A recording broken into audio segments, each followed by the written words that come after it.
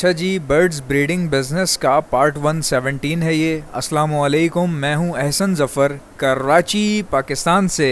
और आज की वीडियो का थंबनेल देखकर आप समझ गए होंगे कि आज हम किस बारे में बात करने वाले हैं। हम बात कर रहे हैं कॉलोनी कैसे बनती है, कॉलोनी चलती कैसे है, कॉलोनी के कुछ उसूल होते हैं, कुछ कानून होते हैं, कुछ कायदे होते हैं। तो कॉलोनी किन किन परिंदों की बन सकती है, किन पैरट्स की बन सकती है, किन की नहीं बन सकती, कौन से ऐसे परिंदे हैं जो कॉलोनी में सेटल डाउन कर जाते हैं, रह लेते हैं, और कॉलोनी में कौन कौन सी ऐसी गलतियां हैं जो हमें नहीं करनी चाहिए, जिनकी वजह से फड्डेबाजी हो सकती है। तो आपको पता है कि दुनिया भर में कॉलोनी में सिर्फ एक मसला आता है जब भी हम कॉलोनी बनाते हैं, वो होती है फड्डेबाजी, यानी कि एरिए पर लड़ाई, मटकी। जैसे दो पेयर को एक मटकी पसंद आ गई तो मटकी पर लड़ाई। कभी कभार दो मेल को एक फ़ीमेल पसंद आ रही है तो मेल्स आपस में लड़ाई करेंगे, ठीक है। तो कभी कभार फीमेल पर लड़ाई, कभी कभार जगह पर लड़ाई, कभी कभार डंडी पर लड़ाई। तो ये टहका जो होता है ना कॉलोनी के अंदर, टहका जिसको कहते हैं, ये जमाने के लिए हर परिंदा आपस में फ़ाइट करता है। तो कैसे हम अवॉइड कर सकते हैं इन सब चीज़ों को, और कैसे हम सुकून भरी अच्छी चलती चलाती ब्रीडिंग कॉलोनी बना सकते हैं, वो सारी चीज़ें मैं आज आपको सिखाऊंगा इस वीडियो में, ठीक है। ये बात मैं क्यों रिपीट करता हूँ कि कॉलोनी के कुछ कानून होते हैं, कुछ कायदे होते हैं, वो मैं आपको अभी समझाता हूँ। देखें, कुछ परिंदे ऐसे हैं जो कॉलोनी में नहीं रह सकते, ठीक है। रह तो सकते हैं बट ब्रीड उस तरह से नहीं कर सकते जिस तरह से वो सेपरेशन में ब्रीड आती है। याद रखें कि कॉकटेल जो है, जैसे कॉकटेल है, ये कॉलोनी में ब्रीड नहीं कर सकता। आप कॉलोनी में वैसे रख सकते हैं, कुछ लोगों के पास आ भी रही होगी ब्रीड, लेकिन वो बच्चे उस तरह से नहीं पलते, या मज़ेदार ब्रीडिंग नहीं है कॉलोनी में। मैंने तो खुद एक्सपेरिमेंट किए हैं, कॉकटेल नहीं पसंद करता कॉलोनी में ब्रीड करना। तो कॉकटेल को आप इस लिस्ट से बाहर निकाल दें। जब भी आपने कॉकटेल से ब्रीड करवानी है तो वो आपने सेपरेटली करवानी है, ठीक हो गया। अब आते हैं कौन कौन से ऐसे परिंदे हैं, बर्ड्स हैं, जो कॉलोनी में रह जाते हैं। अब मैं आपको बताता हूँ। रिंग नेक कॉलोनी में रह जाता है, फिशर फैमिली कॉलोनी में रह जाती है, लव बर्ड फैमिली यानी कि नॉन रिंग बर्ड कॉलोनी में रह जाते हैं, फिंचेस कॉलोनी में रह जाती हैं, जावा भी कॉलोनी में रह जाती है, ब्रीड करती है बहुत ज़बरदस्त, बजरी ये भी कॉलोनी में रह जाते हैं। तकरीबन ज़्यादातर बर्ड्स हमारे पास वो हैं जो कॉलोनी में सेटल डाउन कर जाते हैं और रह लेते हैं।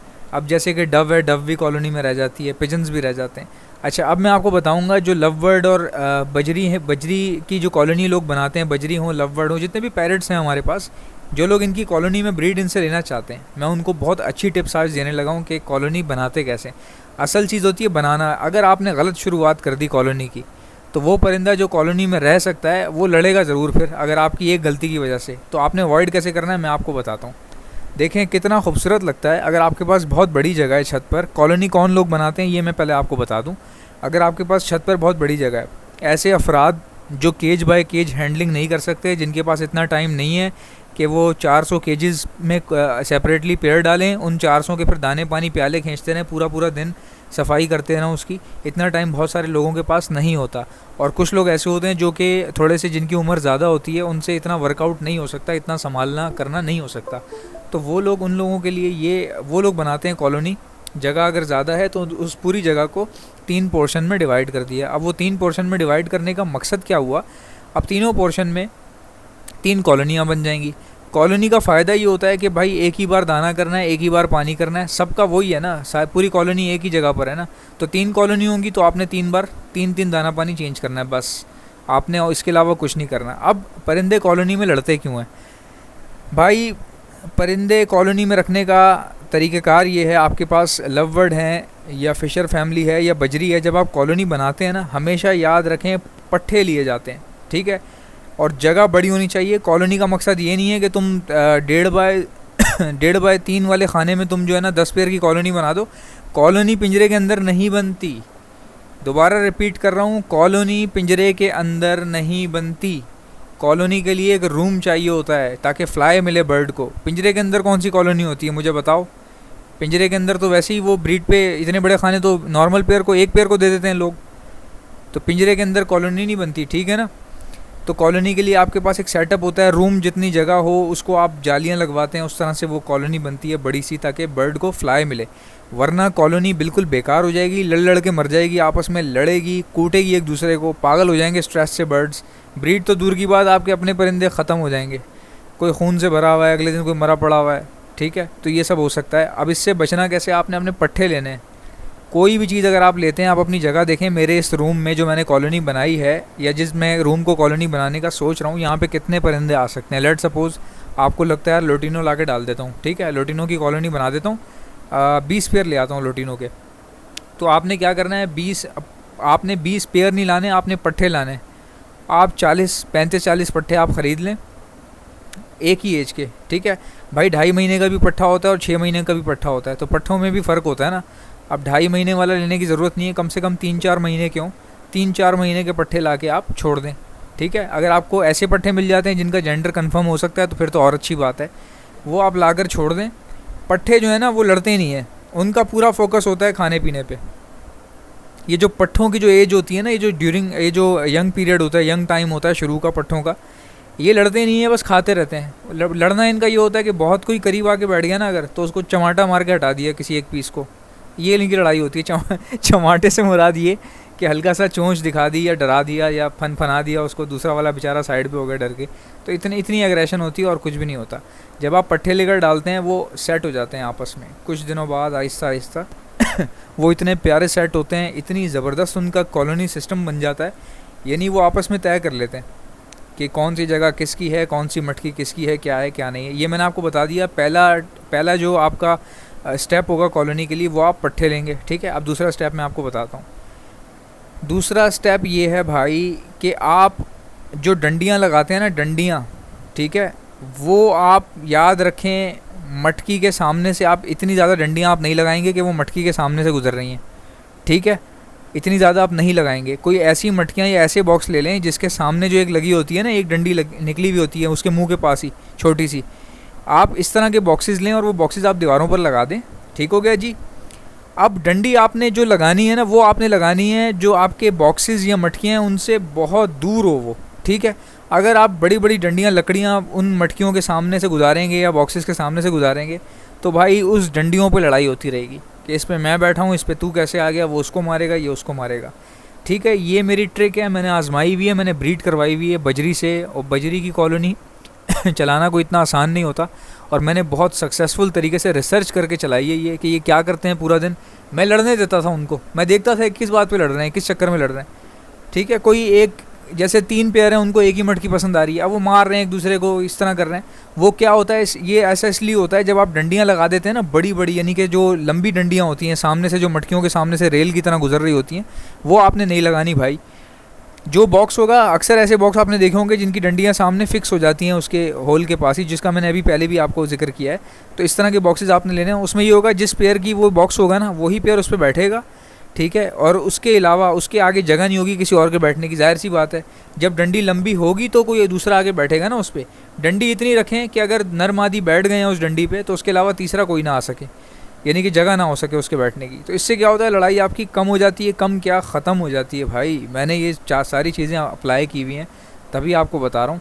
और अगर आपको मैं झूठ बताऊँगा, गलत बातें करूँगा, अंट की शंट भोंगियाँ मारूँगा इस पे चैनल पे अपने, आप कितना सुनोगे यार। 1 दिन आओगे, 2 दिन आओगे, चौथे दिन बोलोगे ये जो है ना बेवकूफ़ बनाता है हमें, ठीक है। तो जो भी बात मैं कर रहा होता हूँ और आप लोगों का दिल जानता है यार कितना आप लोगों को फ़ायदा पहुँच रहा है मेरी वजह से। मेरे पास एक ज़माना था, जगह नहीं थी, कुछ भी नहीं था, परिंदे यानी कि कम थे मेरे पास, तो मैं बहुत मुश्किल से मैं पीता चला गया टाइम। मैंने कहा चलो कोई बात नहीं, अल्लाह ताला कोई ऐसा बड़ा घर देगा, जगह ऐसी देगा तो रखेंगे। लेकिन मेरा एक्सपीरियंस इतना था, चूँकि लोगों के साथ बैठ उठ के, फार्म वालों के साथ, इधर उधर दोस्तों के साथ ब्रीडिंग करवाते हैं मेरे सारे दोस्त, तो जो बातें उनको नहीं समझ में आई, मैं उनके फार्म पे बैठ के वो चीज़ों ऑब्ज़र्व कर लेता था, मुख्तलिफ वीडियोस देखता था, कुछ थोड़े बहुत अपने पास भी रखे हुए थे शुरू में, पुरानी बात बता रहा हूँ आपको। तो ज़ाहिर है फिर एक ऑब्जर्वेशन तेज़ थी मेरी शुरू से। मैं हूँ तो एक टीचर ना, लैंग्वेज ट्रेनर हूँ मैं, लैंग्वेज की ट्रेनिंग देता हूँ, तो टीचर था मैं। तो टीचर की हिस्स जो होती है ना वो तेज़ होती है, चीज़ों को महसूस करने की, ऑब्ज़र्व करने की और फिर समझाने की अगले को कि देखो ये इस वजह से होता है, तुम ये ऐसा करते हो तो इसलिए ऐसा होता है, ठीक है। तो याद रखें कोई भी बात बगैर वजह के नहीं होती। अब मैंने आपको डंडी का बता दिया, 2 उसूल बता दिए। पहला ये कि पट्ठे लेने हैं, दूसरा ये कि डंडी आपने क्या करनी है, किस तरह से लगानी है, ठीक है। अब तीसरा ये है कि आप परिंदे की फ्लाई के लिए जगह छोड़ें, यानी मान लें कि अगर एक परिंदा दूसरे से तंग है, उसकी पिटाई लगाना चाहता है, तो पिंजरा इतना बड़ा, ये कॉलोनी आपकी एटलीस्ट इतनी स्पेस हो कॉलोनी में कि वो दूसरा परिंदा जो है वो बचने के लिए डॉज कर सके उसको, ठीक है। अब अगर एक तोता दूसरे तोते को मार रहा है, कितना मारेगा, अब उसके पीछे तो नहीं भागता रहेगा ना 1 किलोमीटर दूर तक। यानी ऐसा तो नहीं है कि वो आई चंडीगढ़ रोड से निकलता हुआ मलिर तक पहुंच गया, उसके पास सवाल ही पैदा नहीं होता। तो अगर आपका केज बड़ा होगा तो उसके पास टैकल करने की जगह होगी दूसरे पीस के पास। तो छोटे मोटे फड्डे चलते हैं, वो आप चलने दीजिएगा। वो ज़िंदगी का उसूल होते हैं, ज़िंदगी की एक सौगात होते हैं, ठीक है। तो ये कॉलोनी में ज़रा सी छोटी जो होती है ना, एक पीछा करना, आगे पीछे तंग कर देना, किसी को डरा देना, ये आपस में कर सकते हैं। इसमें कोई ममानियत नहीं है, कोई नुकसान नहीं है आपका। लेकिन जिस तरीक़ेकार से मैं आपको बता रहा हूँ ना, इस तरीके से अगर आपने बनाई है कॉलोनी, आपके पास स्पेस अच्छी है कि उनको फ्लाई भी मिल रही है, तो आप यकीन करें इतनी अच्छी ब्रीडिंग आती है। जितने भी फ़िशर फैमिली है, लवबर्ड फैमिली है, बजरी हैं और फिंचेस हैं, इनकी जावा हो गई, इनकी इतनी अच्छी ब्रीड आती है कॉलोनी में, मैं आपको बता नहीं सकता कि इनका रेशो बहुत हाई हो जाता है। ये वाहिद परिंदे हैं जिनका रेशो ब्रीडिंग में हाई हो जाए, यानी कि कॉलोनी की ब्रीडिंग में हाई हो जाता है। समझ रहे हैं आप? अगर ये सेपरेटली आपके पास 3-4 बच्चे दे रहे हैं या 5 बच्चे दे रहे हैं, ये हो सकता है कॉलोनी में 6-6, 7-7 बच्चे दें। तो ये इतना यानी कि अच्छा इनका रेशो हो जाता है कॉलोनी में। क्यों हो जाता है भाई? इनकी जसामत की वजह से। जब इतनी बड़ी कॉलोनी होगी, उसमें इतनी हाई एक्टिविटी होगी, चलना फिरना पूरा दिन एक दूसरे को ये तंग करेंगे, तो एक्टिव हो जाते हैं, ये बहुत एक्टिव हो जाते हैं। इनकी ब्रेन एक्टिविटी, इनकी फ़िज़िकल एक्टिविटी, इनकी माइंड पावर बहुत बेहतर हो जाता है। उसकी वजह से इनकी ब्रीडिंग रेशो इनका बढ़ जाता है। अब आपने देखा होगा कि अगर आप फ़िशर से सेपरेट केजेज़ में करवा रहे हैं, वहाँ भी ब्रीड आ रही होती है, लेकिन फ़िशर की अपनी जो हेल्थ है ना, वो कमज़ोर हो रहा होता है, दिन बर दिन वो डेप्रिशिएट हो रहा होता है। अब आपको पकड़ने में तो पता चलेगा नहीं भाई। ज़रूरी नहीं है एक परिंदा जिसका वज़न बराबर है, शुरू से उतना ही वज़न है जितना अभी है, इसका ये मतलब नहीं है कि वो कमज़ोर नहीं हो रहा अंदर से। कमज़ोरी कुछ और होती है और वज़न का बढ़ना कुछ और होता है। समझ गए आप? कभी कभार ऐसा भी देखा है ना, अचानक एक सेहतमंद पीस था बिल्कुल सेट, सुबह रात को हम सोए हैं, सुबह उठे हैं वो नीचे गिरा हुआ था, पता नहीं किस बात से। तो इसीलिए बता रहा हूँ कि ताकत कुछ और होती है और बॉडी वेट और बॉडी टाइप एक अलग चीज़ है, उससे आप जज नहीं कर सकते। तो जो परिंदा कॉलोनी में उड़ता भिड़ता है, कॉलोनी में ब्रीड करता है, उसकी एक रेपुटेशन होती है हेल्थ की, उसके हेल्थ की रेपुटेशन होती है। जैसे जो बच्चा जॉइंट फैमिली में पलता है, चाचा से डांट खा रहा है, मामा से थप्पड़ खा रहा है, ठीक है, खालू ने उसको कुछ कह दिया, समझा दी बात, कभी खाला ने उसको समझाया कि बेटा तुम ये चीज़ें गलत करते हो, तुम ऐसे नहीं किया करो, उसके कज़न ने उसको चमाटा लगा दिया। तो कॉलोनी के बच्चे याद रखें बहुत सेहतमंद होते हैं, उनको लड़ना आता है ना, उनको फेस करना आता है चीज़ों को, बजाय इसके कि आप जॉइंट छोटी छोटी जो है ना आप सेपरेट केजेस में लगाएं, उसमें भी ब्रीड आ जाती है। अब बहुत सारे देखें इंटरनेशनली तो हर बंदा सेपरेट केजेस में करवा रहा है आजकल ब्रीड। कहीं ऐसा ना हो सारे मेरे ऊपर चढ़ दौड़ें, क्या बकवास कर रहा है भाई तू, हमारे पास तो आ रही है ब्रीड।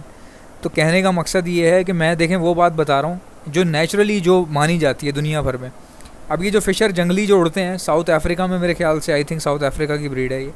तो साउथ अफ्रीका में, तांजानिया में ये पहली बार देखे गए थे, जो कॉमन फ़िशर था ये। तो बाद में ये सब निकले हैं, एल्पिनो, लुपिनो, चुपिनो, सब ये बाद में आए हैं भाई।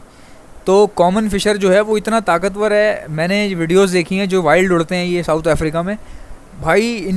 इनकी जान आप देखें, क्योंकि कॉलोनी में घूम रहे होते हैं ना जंगल में ये, तो इनकी हेल्थ का ज़ाहिर है उस हेल्थ का पैमाना डिफरेंट होगा इनका। अब आपने छोटे केजेस में रखा है, आप ब्रीड करवा रहे हैं, ब्रीड आ रही है, हो सकता है किसी भाई के पास 5 साल से ब्रीड आ रही है, बट परिंदा अपनी जो असल जो उसकी मजबूती होती है ना, मसल पावर जो होती है, वो खो देता है वो। लेकिन लेकिन लेकिन लेकिन लेकिन नवीद शेख साहब हैं, 2-4 और लोग हैं, नवीद शेख हो गए, और भी 4-5 लोग हैं, मैंने देखा है कि वो अपने बर्ड्स को ना, उन्होंने रखा हुआ तो सेपरेट है, लेकिन उन्होंने सेपरेट पेयर को इतने बड़े केजेस दिए हुए हैं कि उसकी बॉडी माशाल्लाह से, मतलब कि उसका जो ताकत है वो बिल्कुल उसी तरह जिस तरह कॉलोनी में पलते हैं। समझे मेरी बात आप? तो सारा गेम आपके पिंजरे का है, जगह का है, आप कितनी जगह दे रहे हैं, कितनी स्पेस दे रहे हैं। बर्ड को फ्लाई मिलेगी, उसकी बोन्स मजबूत होंगी, कैल्शियम अच्छे से डिपॉजिट हो पाएगा उसकी बोन्स में। यानी कि जब भी परिंदा मूव करता है, किसी भी नए एंगल में उड़ने की कोशिश करता है, वहाँ पे उसकी बॉडी कुदरती रूप से नए एंगल पर कैल्शियम को डिपॉजिट करना शुरू कर देती है, और ये उसके फ़ायदे में होता है। कल को वो ब्रीडिंग करेगा, अंडे देगा, बच्चे देगा, तो उसका रेशो डबल हो सकता है। उम्मीद है आपको आज की वीडियो पसंद आई होगी। अगर आप मेरे चैनल पर नए हैं तो सब्सक्राइब कर लें, क्योंकि इतनी बड़ी दुनिया में आप मुझे दोबारा कैसे ढूंढेंगे। तो अगर आप मेरे चैनल को सब्सक्राइब कर चुके हैं और आपको मेरी वीडियोस फिर भी पसंद आती हैं तो लाइक कर दिया करें। लाइक करने के मुझे कोई पैसे नहीं मिलेंगे, 1 रुपया नहीं मिलेगा, लेकिन आपके लाइक से क्या होता है, अप्रिसिएशन मिल जाता है। मुझे अच्छा लगता है कि लोगों को वीडियो एटलीस्ट पसंद आ रही है, लोगों को फ़ायदा पहुँच रहा है, तो लाइक कर दीजिएगा। आपसे मुलाकात होगी इंशाल्लाह नेक्स्ट वीडियो में। अल्लाह हाफ़िज़।